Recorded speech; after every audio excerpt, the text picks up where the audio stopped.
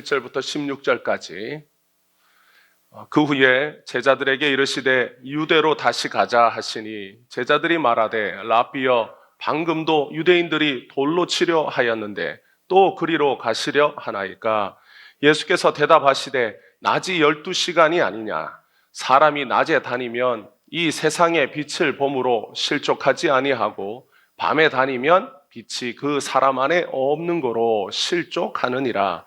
이 말씀을 하신 후에 또 이르시되 우리 친구 나사로가 잠들었도다. 그러나 내가 깨우러 가노라. 제자들이 이르되 주여 잠들었으면 낫겠나이다 하더라. 예수는 그의 죽음을 가리켜 말씀하신 것이나 그들은 잠들어 쉬는 것을 가리켜 말씀하심인 줄 생각하는지라.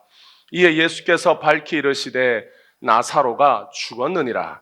내가 거기 있지 아니한 것을 너희를 위하여 기뻐하노니 이는 너희로 믿게 하려 함이라. 그러나 그에게로 가자 하시니 디두모라고 하는 도마가 다른 제자들에게 말하되 우리도 주와 함께 죽으러 가자 하니라.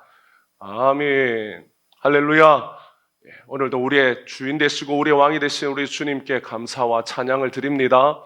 우리의 삶의 모든 것이 주님의 손에 있습니다. 주님의 손에 있음으로 인하여 우리가 주님 앞에 안심하고 살아가는 인생인 줄 믿습니다. 여러분들은 돈을 모으면 어디다 두나요? 여러분들은 가장 소중한 것을 이렇게 가지게 되면 어느 곳에 두고 싶습니까? 가장 안전한 곳에 두기를 원하지 않을까요? 돈이면 안전한 은행에다가 두기를 원하고 뭔가 맡기면 안심이 되는 곳에 가장 소중한 것을 거기다가 두고 맡기고 보호하려고 합니다. 여러분의 삶에서 가장 소중한 것, 여러분의 삶, 여러분의 인생을 어디다가 맡기면 가장 안심하고 내 삶이 보호되고 있구나, 내 삶이 지켜지고 있구나, 이런 그런 안심하는 중에 평안 중에 살 수 있겠습니까? 세상에 그 어떤 것도 우리 주님의 손보다 안전하고 우리 주님의 그 품보다 더 평안한 곳은 없는 줄 믿습니다. 그 주님께서 오늘도 여러분의 삶을 붙잡고 계심을 믿고 주님 안에서 평안한 인생 사시기를 주님의 이름으로 축복합니다. 여러분, 인생을 살면서 우리가 뒤를 돌아보면 우리는 인생에서 어떤 일이 이렇게 일어났을 때 그 일이 일어나고 난 뒤에 그 문제를 대처하면서 인생을 살아왔어요. 우리는 인생을 살면서 1년 뒤에 나의 삶에 이런 문제가 생길 것이다 라고 생각하고 선제적으로 대처하고 준비한 삶이라기보다는 오히려 우리 인생에서 살다 보니까 어떤 일들이 일어납니다. 그래서 그 일어나는 일들을 대처하고 수습하고 그걸 해결하느라고 우리는 대부분 인생에서 그렇게 살아왔어요. 그래서 인생을 우리가 주도적으로 살아간다. 주도적인 삶. 우리는 공부할 때도 그렇게 얘기하잖아요. 주도적인 학습. 그래서 내가 뭔가를 주도해서 삶을 이렇게 끌어가는 것을 굉장히 좋게 보지만 사실 인생을 살아보면 우리는 인생을 주도적으로 살았다라기보다는 오히려 그냥 인생을 사라져 왔다라고 이렇게 표현할 만큼 우리의 삶의 어떤 상황과 형편이 우리를 이렇게 살아가도록 몰아간 것이 아닌가라고 생각할 때가 더 많아요. 어느 날 정신을 차려보니까 지금의 나이가 되지 않았어요. 우리가 지금의 나이가 될 때까지 막 계획을 짜고 준비를 하고 지금까지 그렇게 차근차근 무엇인가 밟아서 오지 않았습니다. 뒤를 돌아보면 우리가 인생을 그렇게 살아왔던 순간에 보면 시간과 상황과 형편이 우리를 지금까지 이렇게 몰고 왔다라고 말하는 것이 더 맞을지 몰라요. 그래서 인생은 살아가는 것이지만 오히려 사라져 간다라고 이렇게 말할 수도 있는 것이 우리의 삶입니다. 오늘 본문에 예수님께서 나사로가 병들었다라고 하는 소식을 듣고 제자들에게 우리가 유대로 다시 가자 이렇게 예수님 말씀합니다. 예수님이 말씀하시는 유대는 예루살렘이었어요. 예수님께서 유대인들에게 나와 하나님 아버지는 하나다 이렇게 말씀하셨을 때 유대인들은 그 말을 하는 예수님을 향하여 돌을 들었습니다. 어떤 인간도 하나님과 나는 하나다라고 말한 인간이 없었기 때문에 유대인들의 입장에서는 그건 신성모독이었어요. 유대인들이 생각하는 가장 큰 죄가 신성모독의 죄입니다. 감히 하나님을 자기 자신과 하나라고 말하는 인간을 본 적도 없거니와 그렇게 말하는 사람을 두고 보지 않는 거였어요. 그래서 누가복음 10장 30절 31절에 보면 나와 아버지는 하나이니라 예수님이 이렇게 말씀하시자 유대인들이 다시 돌을 들어 예수님을 치려 했다라고 말합니다. 다시 돌을 들어 치려 했다라고 하는 것은 이전에도 이 요한복음 10장 이전에도 유대인들이 예수님을 향하여 돌을 든 적이 있다라는 뜻입니다. 언제 그랬냐면 요한복음 8장에 보면 예수님께서 내가 아브라함이 나기 전부터 있었다라고 합니다. 그러니까 사람들이 예수님 나이가 이제 고작 30인데 아브라함이 나기 전부터 내가 있었다라고 말하니까 사람들이 예수님의 말씀을 듣다가 기가 차서 돌을 들었어요. 내가 오늘 저 사람 죽이고 나도 죽는다. 그래서 돌을 들고 예수님을 치려고 할 때 누가복음 8장 59절에 보면 그들이 돌을 들어 치려 하거늘 예수께서 숨어 성전에서 나가셨다 이렇게 말합니다. 제자들은 얼마 전에도 유대인들이 돌을 들어서 예수님을 죽이려고 할 때 간신히 예루살렘 성전에서 숨어서 몸을 피하고 도망쳤던 적이 있습니다. 그러니까 그런 적이 한 번, 두 번이 아니라는 거죠. 그러니까 제자들은 예수님과 함께 다니면 언젠가는 돌에 맞아 죽는 게 아닌가 이런 생각도 듭니다. 그 상황에서 예수님께서 오늘 제자들에게 예루살렘으로 다시 가자라고 이렇게 말씀하셨어요. 그러니까 제자들이 그런 분위기 속에 얼마 전만 하더라도 돌에 맞아 죽을 뻔한 그런 상황이 있었는데 여러분 돌을 들을 때도 조그만 돌 드는 게 아니라 유대 사람들은 돌을 던질 때 짱돌을 들어요. 그래서 돌을 들어서 던지면 사람이 맞고 기절하거나 죽을 수 있는 생각으로 돌을 들어서 내가 돌을 들어서 던진다라는 것은 저 사람을 죽이겠다라는 거예요. 그러니까 사람이 우리도 그러잖아요. 주먹으로 누구를 때리면 폭행이 되지만 뭘 들면 특수 폭행이 됩니다. 뭐가 하나 더 붙어요. 그리고 처벌도 가중 처벌이. 그러니까 사람들이 돌을 들었다라고 하는 것은 죽이겠다라는 뜻입니다. 그러니까 예수님을 죽이려고 하는 시도가 예루살렘에서 한두 번이 아니었다라는 거예요. 그런데 예수님이 다시 유대로 가자, 예루살렘으로 가자라고 할 때 제자들은 주저할 수밖에 없었습니다. 그래서 11장 8절에 보면 제자들이 주저했어요. 아니 좀 전까지만 해도 유대인들이 돌을 들어서 우리를 치려고 했는데 다시 유대로 가자고 하시는 겁니까? 라고 예수님의 의중을 다시 물었어요. 그래서 예수님께서 이 나사로가 병들었다라는 소식을 듣고 이 일로 인해서 예루살렘으로 돌아가려고 할 때 예수님이 제자들에게 나사로가 잠이 들었는데 내가 깨우러 간다 라고 이렇게 예수님 말씀합니다. 제자들은 나사로가 진짜 잠이 든 줄 알았어요. 예수님이 나사로가 잠들었는데 내가 깨우러 간다고 하니까 제자들은 나사로가 잠이 들었구나. 그래서 잠이 들었으면 병이 낫겠구나 라고 생각을 한 거죠. 그런데 예수님이 정확하게 가르쳐 줍니다. 나사로가 죽었다 라고 예수님이 가르쳐 준 거예요. 그래서 14절에 예수님이 밝히 이르시되 제자들이 그 말을 오해한 줄 아시고 분명하게 가르치기를 나사로가 죽었느니라 이렇게 말씀합니다. 나사로가 죽었는데 예수님이 무엇인가 결심한 듯이 제자들에게 유대로 돌아가자라고 하신 겁니다. 나사로가 죽었는데 깨우러 가자는 것은 무슨 뜻일까? 제자들이 이해를 할 수 없었어요. 나사로가 만약에 죽었다면 더더욱 예루살렘으로 다시 돌아가야 될 이유가 없는 겁니다.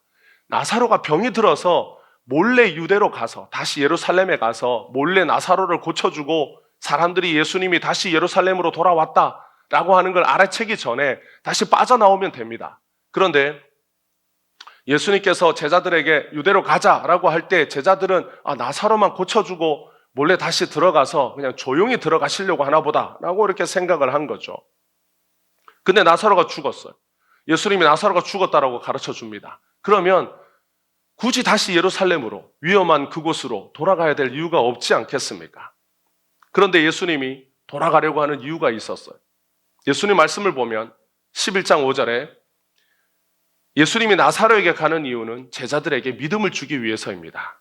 11장 15절을 우리 다시 한번 읽어볼까요? 11장 15절 다시 읽겠습니다. 내가 거기 있지 아니한 것을 너희를 위하여 기뻐하노니 이는 너희로 믿게 하려 함이라. 그러나 그에게로 가자 하시니라. 예수님이 나사로가 병들었을 때 내가 거기 있지 않은 것을 기쁘다. 너희를 위하여 내가 그게 기쁘다. 이렇게 말씀을 합니다. 왜냐하면 제자들로 하여금 믿게 하기 위해서입니다. 근데 무엇을 믿게 하기 위해서라고는 나와 있지 않아요. 그냥 성경에 보면 예수님이 내가 거기 있지, 베다니에 내가 있지 않은 것이 너희를 위하여 내가 기쁘다. 그것이 이는 그러니까 그 결과적으로 너희로 하여금 믿게 하려 함이다 라고 예수님이 이렇게 말씀합니다. 그런데 예수님이 베다니에 없었기 때문에 나사로가 죽었어요.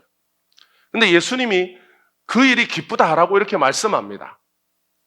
한편으로는 이해가 잘 되지 않지만 나사로가 죽은 것이 마르다와 마리아에게는 슬픈 일이잖아요. 그런데 예수님이 그 나사로의 죽음에 대하여 내가 기쁘게 생각한다 라고 이렇게 말씀하고 예수님이 말씀하시는 그 기쁨의 이유는 이 일로 인하여 제자들에게 무엇인가에 대한 믿음이 생기기 때문입니다.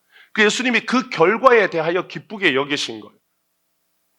어쨌든 예수님이 이렇게 말씀하신 것이 정확하게 어떤 믿음에 대해서인지 그리고 그 일이 무엇인지 명확하게 알 수는 없지만 어쨌든 예수님의 말씀의 이 분위기를 보면 긍정적이에요. 그런데 단순하게 보일 수 있지만 예수님이 이렇게 기쁘다라고 말씀하시면서 그 다음에 뭐라고 합니까? 그러나 그에게로 가자 이렇게 예수님 말씀합니다. 이 그러나라고 하는 이 말은 앞과 뒤가 서로 반대될 때 쓰는 말이에요. 헬라어 단어도 그렇습니다. 앞에 있는 내용과 뒤에 있는 내용이 좀 대조가 될 때 이런 표현을 썼어요. 이런 단어를 썼어요.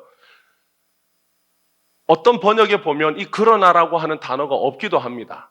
그런데 성경에는 헬라어 성경의 본문에 보면 있어요.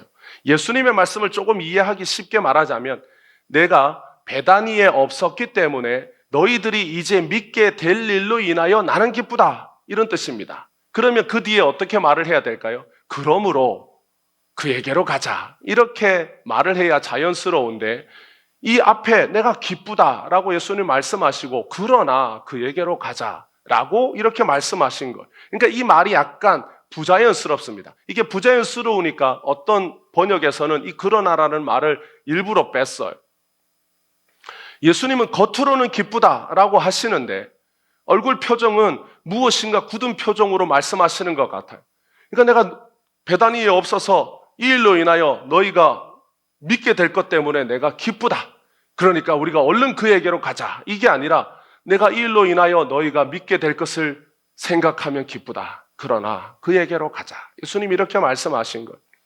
그러니까 예수님의 이런 태도, 예수님의 말씀의 내용은 기쁜데 예수님이 하시는 예수님이 풍기는 어떤 그 태도나 얼굴의 표정이나 이런 걸 보면 무엇인가가 결의가 되어 있고 무언가 결심한 듯한 예수님이 느껴진 거죠. 그래서 눈치 빨았던 디두모라고 하는 도마가 그 예수님의 얼굴의 표정을 보고 뭐라고 말합니까? 우리도 주와 함께 죽으러 가자. 예수님이 죽으러 가자 그런 게 아니에요. 예수님이 제자들에게 죽으러 가자라고 한 게 아니잖아요. 그런데 이 뜬금없이 이 도마는 예수님의 말씀을 듣더니 우리도 주와 함께 죽으러 가자. 이렇게 다른 제자들에게 말을 한 거예요. 그러니까 예수님의 그 말씀의 어떤 결을 보면 무엇인가 예수님이 결심한 것처럼 느껴졌던 거예요. 그러니까 이 예루살렘의 분위기와 예수님의 말씀과 이런 것을 눈치 빠른 도마가 들어보니 지금 예수님이 베다니로 가는 이 예루살렘으로 가는 길에 예수님이 뭔가 대단한 결심을 하셨다. 예수님이 죽을 결심도 하셨구나. 예수님이 거기에 가서 뭔가를 지금 하려고 하시는구나. 그 위험한 곳에서. 그래서 우리도 뭐 이왕 죽으면 죽는 거지 하고 가자라고 이렇게 느껴져서 다른 제자들에게 말을 한 겁니다.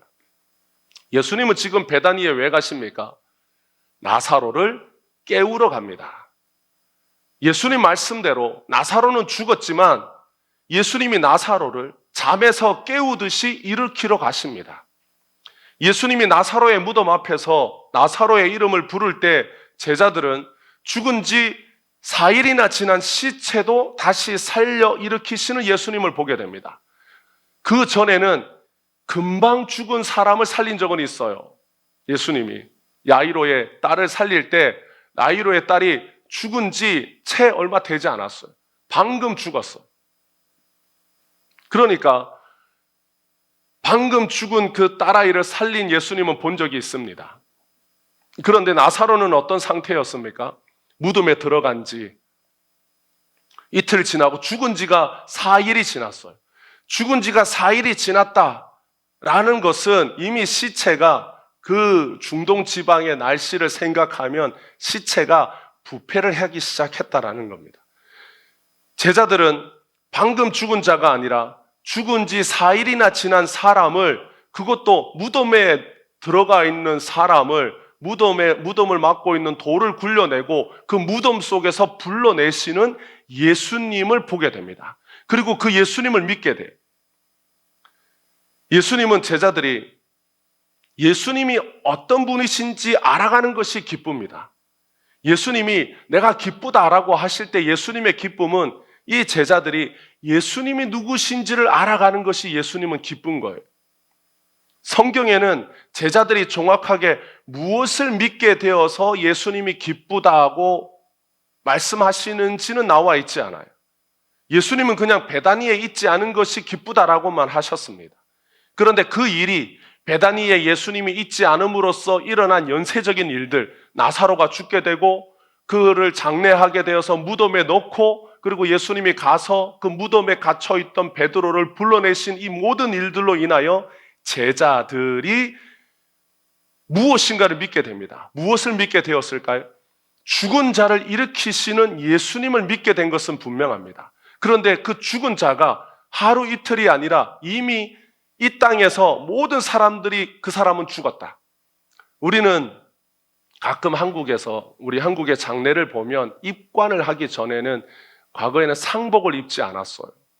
그러니까 상복은 언제 입느냐? 입관을 하고 상주들이 다 상복을 입습니다. 그전에는 상복을 입지 않아요.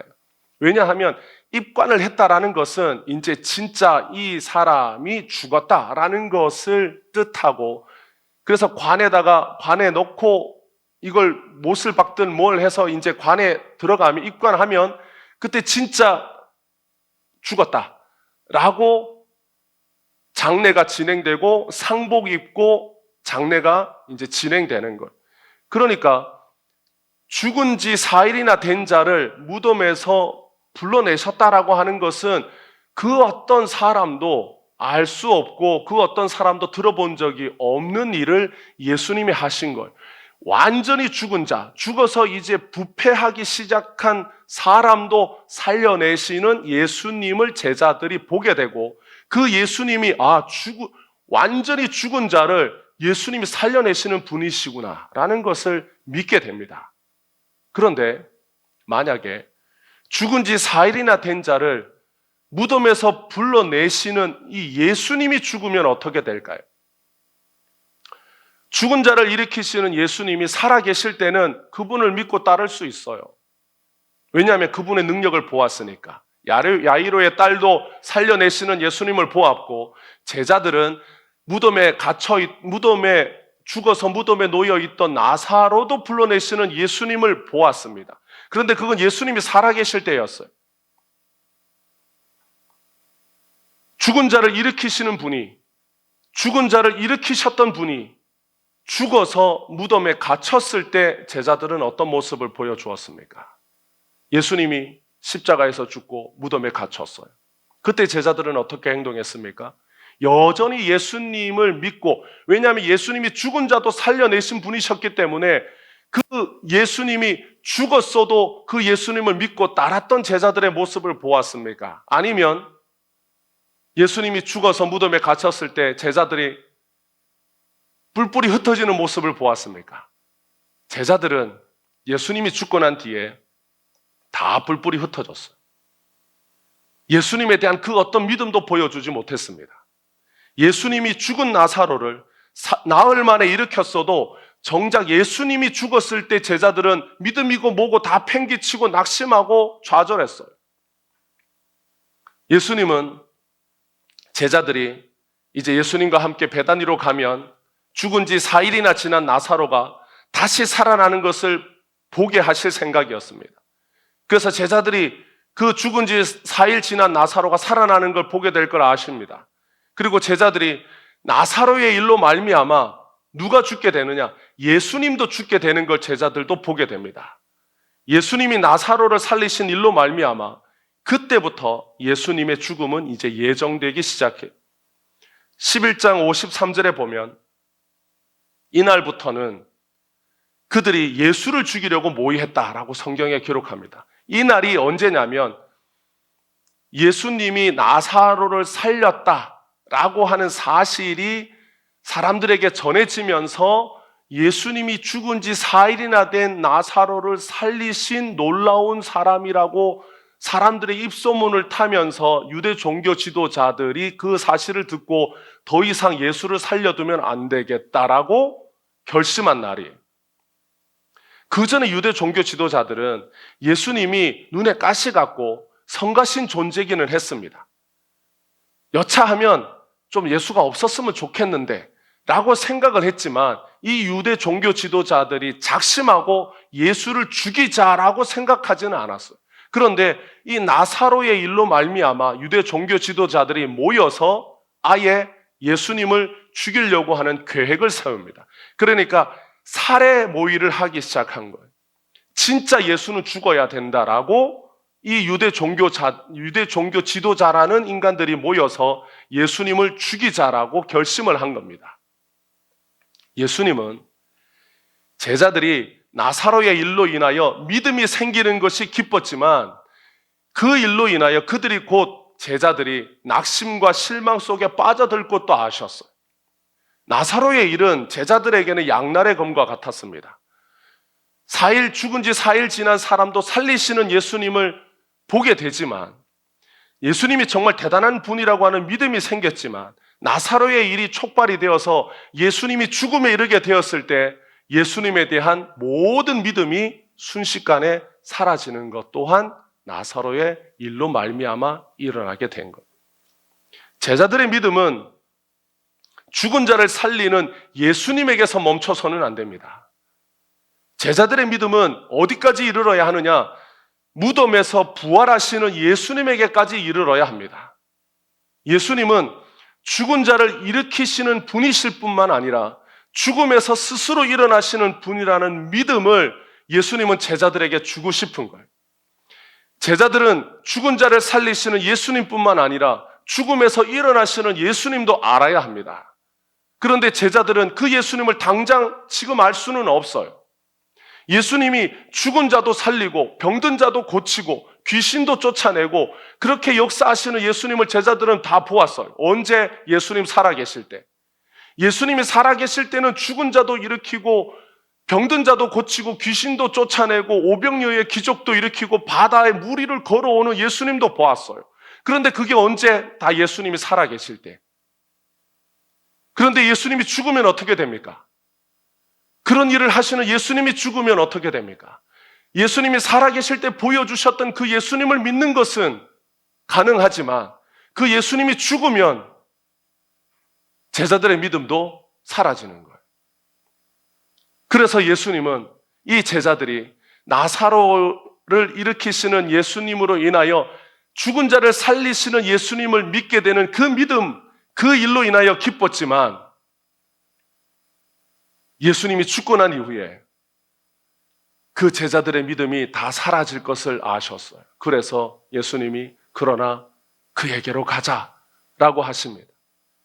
그에게로 가면 죽은 나사로를 살리는 그 현장으로 가면 그래서 죽은 나사로를 마주해서 그를 일으키시는 예수님을 보면 제자들에게 믿음이 생기겠지만 너희들에게 그 살아있을 때 역사하시는 예수님을 보고 믿음은 생기겠지만 곧 예수님이 죽었을 때 제자들이 제자들에게 일어날 일도 예수님이 아셨기 때문에 예수님은 그러나 그에게로 가자라고 하시는 거예요. 예수님은 기뻤지만 곧 믿음을 잃고 낙심과 좌절에 빠질 제자들이라는 것도 예수님은 아셨어요. 죽은 자를 살려내는 예수님 앞에서 모든 사람은 환호합니다. 유대인들이 죽은 나사로를 살려낸 예수님을 보고 사람들이 다 놀랐어요. 환호했어요. 이런 일이 가능하구나. 예수님은 이런 일도 하실 수 있구나. 그 예수님 앞에서 손뼉치고 환호하고 예수님을 경배했습니다. 그런데 죽어야 할 자를 살려내기 위하여 예수님 자신이 죽어야 할 때, 예수님이 죽으셨을 때 모든 사람들은 침묵합니다. 인간의 믿음은 여기에서 끝이 나는 거예요. 인간의 믿음은 한계가 있습니다. 자기가 죽은 자를 살려내시는 예수님을 보고, 병든 자를 일으키시는 예수님을 보고, 무리를 걸어오시는 예수님을 보았지만 자신들이 살아계시는 예수님이 하시는 일을 보고 그 예수님을 믿을 수는 있었지만 아무리 죽은 자를 살려내는 능력을 가졌다 한들 죽은 자를 살려내는 자가 죽으면 무슨 소용이 있겠습니까? 아무리 병든 자를 많이 고친다 한들 자기 자신이 병들어 죽으면 무슨 소용이 있겠습니까? 제자들의 믿음은 예수님이 살아계실 때의 믿음이지 예수님이 죽으면 아무 소용없는 믿음이었어요. 그것이 사람들이 보고 믿는 믿음입니다. 그것이 인간 수준의 믿음이에요. 그런데 예수님이 제자들에게 주시려는 영생의 믿음은 죽음도 가두지 못하는 영원한 생명이신 예수님에 대한 믿음입니다. 인간은 자기가 죽으면 모든 것이 끝이 납니다. 그래서 속담으로 똥밭에서 뒹굴어도 어디가 낫다라고 그래요? 이승이 낫다고 그럽니다. 죽으면 아무 소용이 없기 때문에 인간으로 살면서 아무리 비천하고 괴로워도 죽는 것보다는 낫다고 생각하기 때문에 똥밭에서 뒹굴어도 이승이 낫다라는 말을 하는 거예요. 왜냐? 죽음은 모든 믿음을 산산조각 내기 때문입니다. 나사로가 잔다고 할 때에는 살아날 소망이 있다라고 믿었지만 나사로가 죽었다고 할 때는 이미 모든 소망은 사라졌어요. 그런데도 유대로 돌아가자는 예수님의 말이 죽으러 가자는 말처럼 들렸습니다. 그러나 예수님은 제자들에게 죽어도 죽지 않는 예수님 자신을 주고 싶었어요. 그러나 죽어도 죽지 않는 분이라는 걸 어떻게 알 수 있습니까? 예수님이 죽으면 알 수 있습니다. 그런데 예수님이 죽으면 어떻게 됩니까? 인간의 소망은 다 사라집니다. 예수님은 내가 죽어도 죽지 않는 자, 내가 죽어도 죽지 않는 자이기 때문에 죽어도 죽지 않는 생명을 주는 분이라는 구원자 되시는 예수님, 영원한 생명이신 예수님을 제자들에게 가르쳐주고 알게 해주고 믿게 해주고 싶은데 인간의 생각과 인간의 경험과 인간의 상식으로는 그런 예수님을 믿을 수가 없는 거예요. 그런 믿음은 어디에서 내려옵니까? 하늘에서 내려옵니다. 인간은 그런 믿음을 가질 수가 없어요. 그래서 인간의 믿음은 예수님의 죽음 앞에서 다 깨어지는 거예요.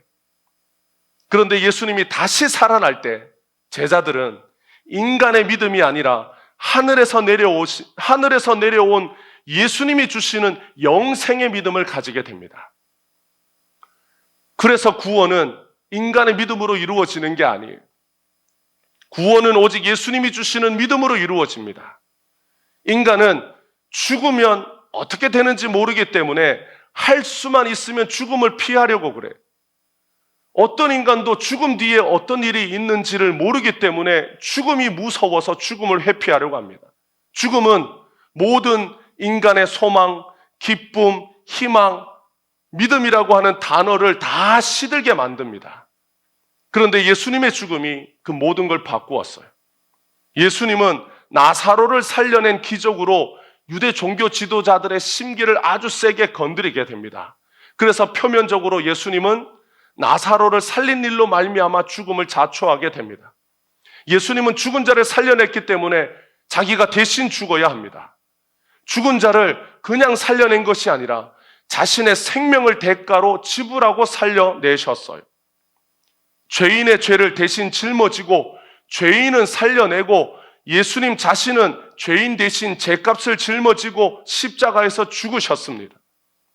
예수님은 자신의 죄 때문에 죽으신 것이 아니라 죄인의 죄를 대신 짊어지고 그 죄값을 치르신 겁니다. 죄의 값을 대신 치르셨기 때문에 죽음이 더 이상 예수님을 가둘 수가 없었어요. 왜냐하면 예수님은 죄가 없으시기 때문에 죽음이 예수님을 더 이상 죄 아래 둘 수가 없었습니다. 여러분, 죄의 결과가 사망이에요. 사망은 죄로부터 왔습니다. 죄의 대가가 사망이에요. 그런데 예수님이 우리의 죄를 짊어지고 그 죄의 대가를 치르셨어요. 자기의 죽음으로. 그런데 예수님은 죄가 없으시기 때문에 그 죄의 대가를 죽음으로 치르시고 난 이후에는 예수님이 더 이상 치를 죄의 대가가 없으셨습니다. 그래서 죽음이 예수님을 더 이상 붙잡고 있을 수가 없었어요. 죽음은 뭐의 결과이기 때문에? 죄의 결과이기 때문에 그렇습니다. 그런데 예수님이 죄가 없으시기 때문에 죽음이 예수님을 붙잡을 수가 없어서 예수님이 죽음에서 스스로 부활하시는 거예요. 생명의 주이신 우리 구주 예수 그리스도께서 죽음에서 스스로 일어나셨습니다. 예수님의 죽음은 우리 모두의 죄를 대신 짊어진 죽음이고, 예수님의 부활은 우리 모두에게 예수님의 의를 전가해 주는 생명이 됩니다. 생명은 의의 대가입니다. 죽음은 죄의 대가이지만 생명은 의의 대가예요. 그래서 예수님이 우리의 죄를 짊어지고 죽으셨을 때 우리는 우리의 모든 죄가 다 사라지게 된 겁니다. 누구 때문에? 예수님 때문에. 어떻게? 예수님이 우리의 죄를 짊어지고 죽으셨기 때문에. 그런데 예수님이 부활하셨어요. 예수님의 부활은 예수님이 가지고 계신 의로 말미암아 일어나는 결과입니다. 그런데 예수님이 우리에게 생명 주셨어요. 어떻게 주셨습니까? 예수님을 믿는 자들에게 생명 주셨어요. 의의 결과로. 예수님이 모든 율법의 요구를 다 이루신 그 의의 공로를 예수 믿는 우리에게 거저 주셨어요. 그래서 우리가 예수님의 공로를 덧입어 생명을 얻게 됩니다. 우리의 죄는 예수님의 죽음으로 말미암아 사라지고, 예수님을 믿는 우리의 믿음으로 예수님이 자기의 의의 공로를 우리에게 덧입혀 주셨어요. 그래서 의를 가진 우리에게 무엇이 주어집니까? 생명이 주어집니다. 누구의 생명이 주어집니까? 예수님의 생명이 주어집니다. 그래서 우리가 예수님의 의를 덧입어서 어디로 갑니까? 천국에 갑니다. 누구의 집으로? 하나님 아버지의 집으로. 예수님의 집으로 갑니다. 예수님의 집은 누가 갈 수 있습니까? 예수님과 같은 의를 가진 자만 들어갈 수 있어요. 에덴 동산에 살았던 아담의 의로도, 아담은 타락하기 전에는 죄가 없었습니다. 그런데 그 죄가 없는 아담의 모습으로 천국에 들어갈 수 있느냐? 들어가지 못합니다. 왜 그렇습니까? 그때의 아담은 인간의 의만 있기 때문. 그런데 천국은 누구의 의로 들어갑니까? 예수님의 의로 들어갑니다. 그 의를 어떻게 줍니까? 예수님을 믿는 자들에게 예수님이 자신의 의를 덧입혀 주는 거예요. 우리가 그 예수님의 의를 덧입고 선물로 받아 우리 안에 있는 생명을 힘입어 우리가 하나님 아버지의 집 천국으로 가는 거예요. 이 일을 누가 이루셨습니까? 예수님이 이루셨어요. 오직 예수님만 이루셨습니다. 그래서 예수님의 부활은 우리 모두에게 예수님의 의를 전가해 주는 생명이 되었습니다. 예수님이 우리와 같은 죄인이었다면, 우리와 같이 죄 아래 태어난 인간이라면 예수님은 지금도 죽음 아래에 있겠지만, 예수님은 그 본체가 전능하신 하나님이시고 죄가 없으신 분이시기 때문에 죽음이 예수님을 묶어두고 가두어 둘 수 없어서 전능한 생명 대신 예수님이 죽음의 사슬을 끊고 부활하신 것.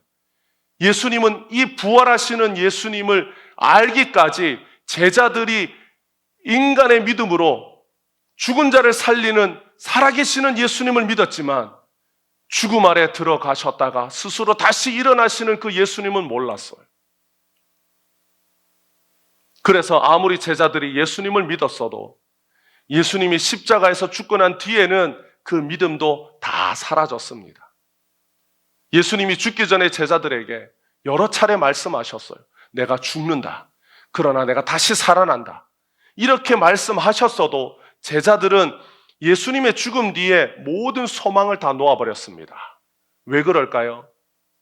여러분, 사람의 이성과 사람의 경험과 상식은 도무지 예수님이 우리에게 주시는 그 구원을 이해할 수가 없기 때문이에요. 우리 대신 죽고 우리 대신 부활하여 우리의 죄를 다 예수님의 죽음으로 없애주시고 자신이 이루신 율법의 공로를 우리에게 선물로 주셔서 천국으로 우리를 인도하시는 그 예수님의 구원을 제자들은 이해할 수가 없었습니다. 그 구원이 어떻게 어떻게 작동하는지 제자들은 알 수가 없었어요. 그래서 예수님이 아무리 제자들에게 가르쳐 주었어도 제자들은 예수님이 죽고 난 뒤에 정신을 놓아버렸어요. 희망이라는 기차는 결국 어디서 멈춥니까? 다 죽음이라고 하는 종착지가 되면 모든 인간의 희망, 소망, 사랑 다 거기에서 멈춰요. 죽음은 그 어떤 다리도 놓을 수 없는 넓고 깊은 골짜기와 같습니다. 죽음은 그 어떤 배도 건널 수 없는 캄캄한 암흑의 강이에요. 그래서 그리스 로마 신화에 보면 사람이 강을 건너요. 레테의 강을 건너면 이 땅의 모든 기억이 다 사라져. 죽음이라는 곳은 그런 것이. 사람들은 인간은 죽음을 생각할 때 죽음은 모든 것이 끝나는 곳, 모든 것이 사라지고 모든 것이 끊어지는 곳, 모든 것이 이제는 다 없어지는 그러한 인간의 모든 소망과 희망을 다 사라지게 만드는 것이 죽음이라고 생각했습니다. 그래서 인간에게는 죽음이 무서운 겁니다. 그래서 모든 인간의 노래는 죽음 앞에서 눈물을 흘립니다. 모든 인간의 계획은 죽음 앞에서 다 모래처럼 사라집니다. 예수님이 십자가에서 죽었을 때 제자들도 그랬어요. 생명 주시는 예수님을 믿는 믿음이 하늘에서 내려오는 믿음인 것을 몰랐습니다. 예수님이 보일 때는 믿음이 있는 줄 알았어요. 왜냐하면 예수님 살아계시니까. 예수님이 직접 말씀하시니까. 예수님이 손을 내밀어 일으키면 병든 자가 일어나니까. 그걸 보면 그게 자기들의 믿음인 줄 알았어요.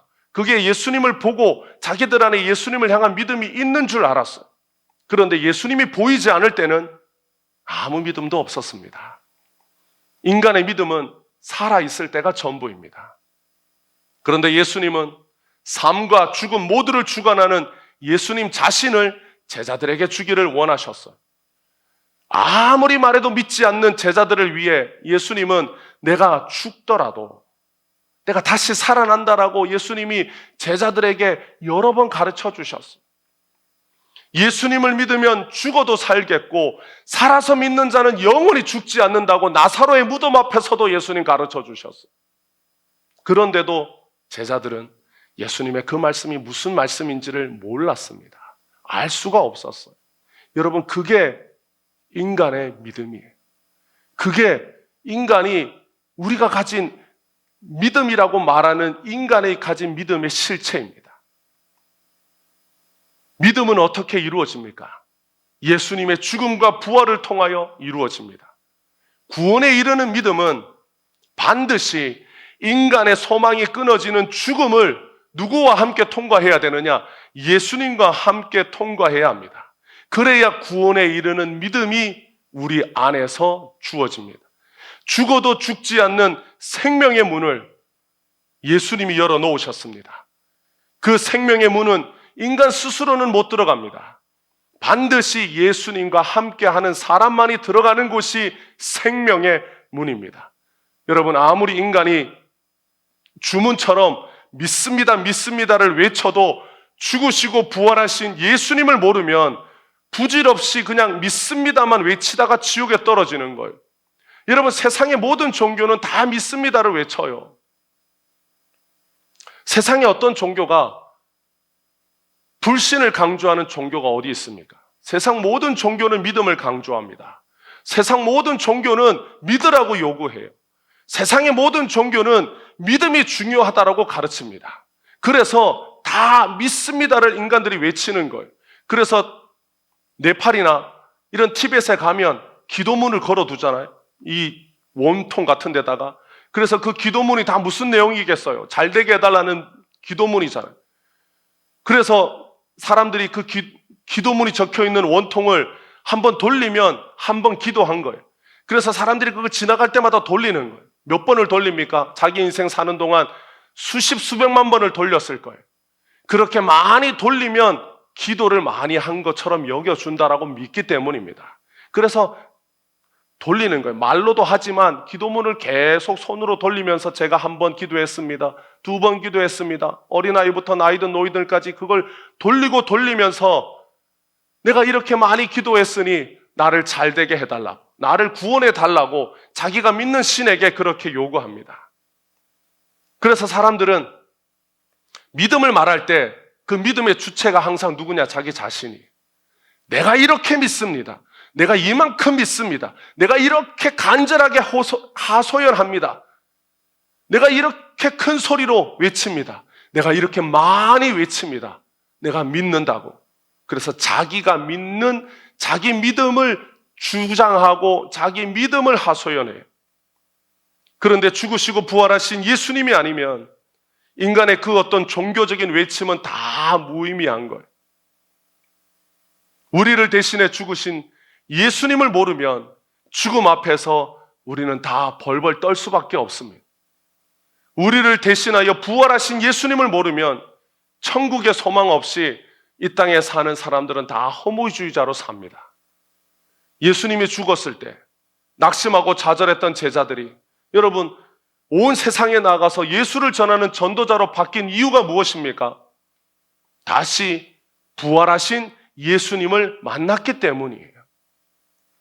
예수님이 죽음도 이기시고 부활의 생명도 주시는 분이심을 믿게 됐기 때문입니다. 제자들은 예수님이 살아계실 때 제자들은 그 예수님을 믿었어요. 그런데 살아계신 예수님을 믿었어요. 살아계신 예수님이 하는 일을 믿었어요. 그거는 누구나 믿을 수 있는 거예요. 그 예수님이 하신 일을 부정하지는 못하는 거예요. 그런데 그 예수님이 죽고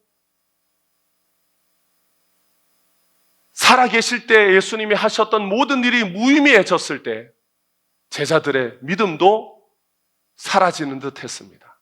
그런데 예수님이 부활하셨어요. 부활하셔서 스스로 부활하셔서 제자들에게 찾아옵니다. 그리고 예수님이 죽음도 이기시는 분이신 것을 제자들에게 가르쳐 줍니다. 제자들이 믿는 분은 누구냐? 죽은 자를 살려서 일으키시는 분일 뿐만 아니라 스스로도 죽음을 이기시는 분이신 것을 제자들에게 예수님이 가르쳐 줍니다. 그래서 예수님이 생명도 죽음도 다 주관하는 분이신 것을 제자들에게 가르쳐 줘요. 이 믿음이 제자들 안에서 올라온 게 아니에요. 누가 가르쳐 주고 부어주셨습니까? 예수님이 제자들에게 나타나서 예수님이 누구신지를 가르쳐 주고 예수님이 그 예수님을 믿게 해주셨을 때 제자들이 죽으시고 부활하신 예수님을 보고 믿게 됩니다. 그래서 제자들의 믿음은 죽은 나사로를 살리신 예수님에게서만 머문 게 아니라 스스로 죽으시고 무덤에서 부활하신 예수님에게까지 이르렀을 때 제자들은 세상에 나아가서 죽은 자도 살리시고 스스로 부활하시는 예수님을 전하는 전도자가 됩니다. 이 믿음이 없이는 우리는 세상을 이길 수가 없어요. 왜냐? 돈과 권력으로 무장한 이 세상 마귀의 세력들을 이길 힘은 죽으시고 부활하신 예수님 외에는 없기 때문입니다. 여러분, 세상의 사람들이 왜 그렇게 돈을 가지려고 할까요? 돈을 가지려고 하는 이유는 돈의 능력을 알기 때문입니다. 그런데 세상에 그 돈을 그렇게 가지려고 했던 사람들이 결국에는 죽어요. 돈을 많이 모아놓고. 그러면 그 죽은 사람은 돈의 능력은 믿었으나 자기가 그 돈을 가지고 자기의 죽음을 이길 수 없다라는 걸 알면서도 그 돈을 붙잡았습니다. 사람들은 세상의 성공이 자기를 죽음에서 건져내지 못한다라는 걸 알면서 세상의 성공을 죽을 때까지 추구하면서 삽니다. 그래서 사람들은 무엇인가를 믿어도 다 자기의 죽음 앞에서 그 모든 믿음은 다 사라지는 거예요. 그런데 예수님이 제자들에게 주신, 우리들에게 주신 믿음은 어떤 믿음입니까? 사람이 죽음 앞에서 끝나는 믿음이 아니라 죽어도 죽지 않는 믿음을 우리에게 주셨어요. 살아서 믿는 자에게 영원히 죽지 않는다라고 하는 믿음을 우리에게 주셨어요. 그래서 예수 믿는 사람들이, 왜 초대교회 성도들은 죽음 앞에서 왜 하늘을 쳐다보고 예수님을 향하여 담대하게 죽음 앞에서 주님을 찬양했느냐? 우리를 죽지 않게 하시는 예수님을 알았기 때문입니다. 그 예수님을 믿었기 때문입니다. 죽어도 죽지 않는 삶을 주님이 주셨다라는 걸 알았기 때문입니다. 살아서 예수님을 믿는 자는 영원히 죽지 않는다라는 믿음이 그들 안에 있었기 때문입니다. 삶과 죽음은 예수를 믿는 자에게는 전혀 문제가 되지 않았어요. 삶과 죽음은 예수님 안에서는 분리된 게 아니었어요. 예수님은 생명도 죽음도 주관하시는 분이기 때문에 예수 안에 있는 사람은 삶과 죽음이 다르지 않아요. 우리는 이 땅에서 살다가 세상 사람들이 하는 말로 죽어서 천국에 가는 존재가 아니에요. 우리는 이 땅에서 주님 주신 생명으로 살다가 이 땅의 삶이 끝나면 우리의 삶은 하나님 아버지 앞에서 계속 이어집니다. 살아서 예수님을 믿는 자는 영원히 죽지 않습니다. 그래서 우리는 죽어도 죽지 않는 존재가 되었습니다. 누구 때문에? 예수님 때문에. 사랑하는 성도 여러분, 예수님이 함께하는 죽음은 우리는 더 이상 죽음이라고 부르지 않아요. 우리는 생명이라고 부릅니다. 우리에게 죽음은 죽음이 아니라 생명이에요. 예수님이 우리를 위하여 대신 죽으셨기 때문에 우리에게 있는 죽음은 세상 사람들이 말할 때는 육신의 죽음이지만 이 육신의 죽음도 주님이 우리를 다시 부활시키실 때 우리를 새로운 몸으로 주님이 부활시켜 줍니다. 그래서 우리에게는 죽음이 있지 않습니다. 우리에게는 죽음이 우리에게 어떤 것도 주장하지 못합니다. 그래서 예수님이 제자들에게 말씀하신 걸, 내가 나사로를 깨우러 가노라. 세상 사람들은 나사로가 죽었다고 말하지만 생명의 주인이신 예수님은 그 죽음에서 나사로를 일으키러 갑니다. 여러분, 우리도 이 땅의 삶이 끝나면 주님이 우리를 깨웁니다. 이 땅에서 우리가 눈을 감을 때 누가 우리를 깨웁니까? 주님이 우리를 깨워요. 주님이 우리를 깨울 때 우리는 그 예수님의 눈을 보고 우리는 깨어납니다. 제자들은 나사로를 살리신 예수님을 보았고 그 예수님을 믿었습니다. 그 믿음이면 될 줄 알았는데 믿음의 대상이신 예수님이 십자가에서 죽자 제자들의 믿음은 있을 곳이 없었어요. 누군가를 살리는 예수님은 알았지만 스스로 부활하시는 생명의 예수님을 제자들은 몰랐습니다. 우리 죄를 짊어지고 죽어야 하는 예수님을 몰랐기 때문에 예수님이 죽어서 다 끝났다라고 생각했습니다. 예수님의 죽으심과 예수님의 부활은 우리의 죽음과 우리의 부활입니다. 예수님이 우리 대신 죽었기 때문에 우리는 죽지 않습니다. 예수님이 우리를 위해 부활하셨기 때문에 우리도 이 세상 떠날 때 예수님 품에서 눈을 뜹니다. 우리가 예수님 품에서 다시 눈을 떠서 우리를 구원하신 예수님과 예수님의 눈과 마주하고 우리보다 먼저 천국에 온 성도들과 만날 날이 우리 앞에 놓여 있어요. 그 모든 소망과 믿음이 예수님 때문에 우리에게 주어졌습니다. 우리보다 앞서 천국에 이른 성도들, 우리보다 앞서 주님을 만난 성도들이 우리를 기다리고 있습니다. 그래서 우리가 이 땅에서 주님에게로 갈 때 우리는 스데반처럼 우리를 부르시는 예수님을 보게 됩니다. 우리를 향하여 손을 내미시는 예수님을 보게 됩니다. 그래서 우리가 그 예수님을 보고 천국에 가는 것.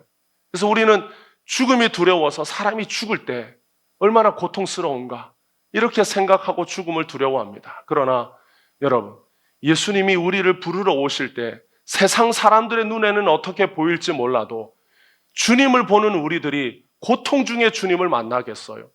우리를 죄와 사망에서 건져주신 예수님이 고통 중에 우리를 부르시겠습니까? 아닙니다. 여러분, 우리가 주님을 만날 때 우리는 아무 고통 없이 주님을 만나요. 우리가 주님을 만날 때 우리는 평안 중에 주님 만납니다. 이 세상에서는 어떨지라도 여러분, 사람이 이 세상을 떠날 때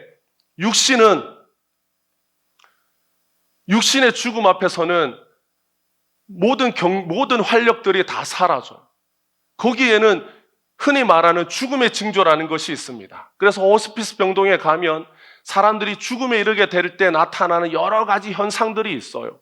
그런데 그 현상들은 우리의 영혼이 우리가 고통 중에 있을 때 나타나는 게 아니에요. 그건 그냥 육신의 반응일 뿐입니다. 사람이 죽을 때가 되면 그런 일이 나타나는 거예요. 우리가 그것이 안타까워서 눈물도 흘리고 안쓰러워하지만 여러분, 우리는 예수님 안에서 우리는 그런 고통 중에 주님 만나지 않아요. 주님이 우리를 부르실 때는, 우리가 그 주님을 볼 때는 이 세상의 모든 고통도 없이 평안함과 기쁨 중에 주님을 보게 됩니다. 주님이 그런 중에 우리를 부르시는 거예요. 그래서 죽어도 죽지 않고 살아서 영원한 천국에 이르도록 우리에게 믿음 주시는 예수님이 우리를 만나러 우리를 부르실 때 우리는 그 주님을 향하여 기쁨 중에, 감사함 중에 그 주님을 향하여 두 팔 벌려 달려갑니다. 그래서 우리가 죽음을 한편으로는 알지 못하기 때문에 두려워하지만 예수님이 우리에게 가르쳐 주신 이 믿음 때문에 우리가 담대하게 이 땅에서 살아가다가 주님이 부르시는 날 우리는 그 주님을 향하여 달려가는 겁니다. 여러분, 세상 누구가 죽음을 이겼습니까? 세상 누구가 죽음 앞에서 승리했습니까? 누가 죽음 뒤에 영원한 생명의 부활을 줄 수 있습니까? 여러분, 세상 모든 종교는 그렇게 올라오라고 그래요. 구원에 도달하라고 가르칩니다. 자기들이 도달했으니 너희들도 도달하라고 세상의 모든 종교는 구원의 턱을 만들어 두고 율법과 계명을 지켜서 사다리를 타고 그 위로 올라오라고 그래요. 고행과 수행과 모든 이 땅에서의 율법과 계명을 지키는 그 공로와 의로 그 사다리를 타고 구원에 이르르라고 가르칩니다. 그런데 예수님은 그 사다리를 타고 내려오신 분이 이 땅에 내려와서 우리에게 영생 주는 믿음을 주시려고 우리 대신 죽으시고 부활하신 예수님을 가르쳐 주셨습니다. 그래서 예수님이 우리의 구원을 다 이루어 주셨어요. 예수님이 우리의 구원을 다 완성시켜 주셨어요. 우리의 죄도 주님이 짊어지시고 예수님의 의도 우리에게 덧입혀 주셔서 우리는 구원을 선물로 받고 이 땅에서 살아가는 예수님의 제자들이 되었습니다. 그래서 예수님 외에는 구원을 줄 자가 없는 겁니다. 예수님의 이름 외에는 그 어떤 이름도 구원의 이름이 될 수가 없습니다. 그 예수님이 우리의 구원자입니다. 그 예수님이 우리의 인도자가 됩니다. 그 예수님이 우리의 보호자가 됩니다. 이 땅에 사는 동안 예수님이 우리를 인도하시고 보호하시다가 주님의 나라에 부르실 때에 주님은 우리의 모든 인생을 인도해 오셨던 것처럼 주님 나라 갈 때에도 주님이 우리를 인도해 가시는 거예요. 여러분, 스데반이 죽을 때 돌에 맞아 죽었어요. 그런데 스데반이 아프다고 하면서 주님을 만났습니까? 그렇지 않아요. 주님께서 스데반을 부르실 때 스데반은 육신의 고통을 전혀 모르고 주님의 부름을 받았어요. 주님의 부르심은 그런 거예요. 주님의 구원은 완전한 겁니다. 주님이 우리를 인도하실 때, 주님이 우리를 부르실 때 주님의 그 부르심은 이 땅의 그 어떤 것도 주님이 우리를 부르시는 그 음성을 듣지 못하게 할 것이 아무것도 없습니다. 세상에 어떤 염려와 근심이 있다 할지라도, 육체에 어떤 고통이 있다 할지라도 주님이 우리를 부르시는 그 음성은 그 모든 것을 사라지게 만들고 그 모든 것을 잊게 만들고 그 모든 것이 존재하지 않는 것처럼 만들어 줍니다. 평안 중에 우리를 부릅니다. 위로 중에 우리를 불러줘요. 그 주님이 우리를 바라보시는 그 눈의 모든 은혜와 사랑 속에 우리는 주님이 우리를 부르시는 음성을 듣고 주님께로 가는 것. 제자들이 죽음이 두려웠어요. 제자들은 죽음이 무서웠어요. 그래서 예수님이 죽었을 때 자기들도 무서워서 떨었어.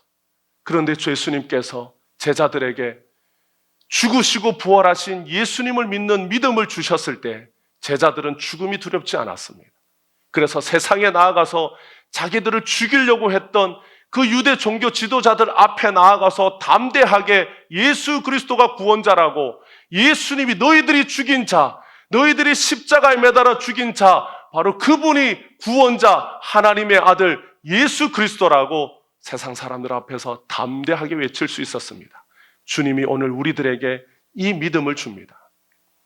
삶과 죽음 모든 것을 주관하시는 예수님, 죽으시고 부활하신 예수님, 우리의 죽음과 우리의 부활을 다 짊어지시고 우리에게 생명 주신 그 예수님을 믿는 믿음으로 주님은 살도록 오늘 우리들에게도 주님이 역사합니다. 사랑하는 성도 여러분, 우리는 인생을 어떻게 담대하게 살 수 있느냐? 바로 우리의 죽음을 짊어지시고 우리에게 생명을 주신 그 예수님 때문에 우리가 담대하게 살 수 있어요.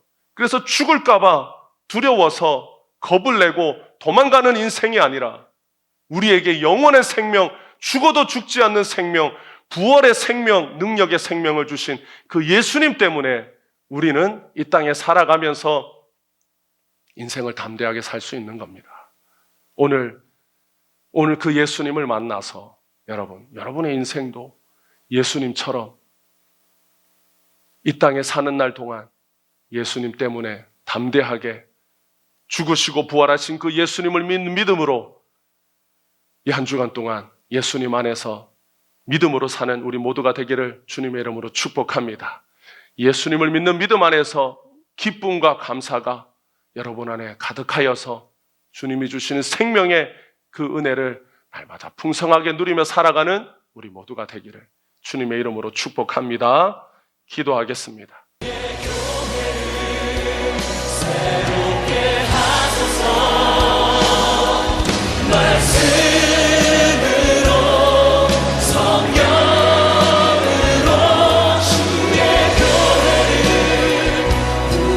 지키소서.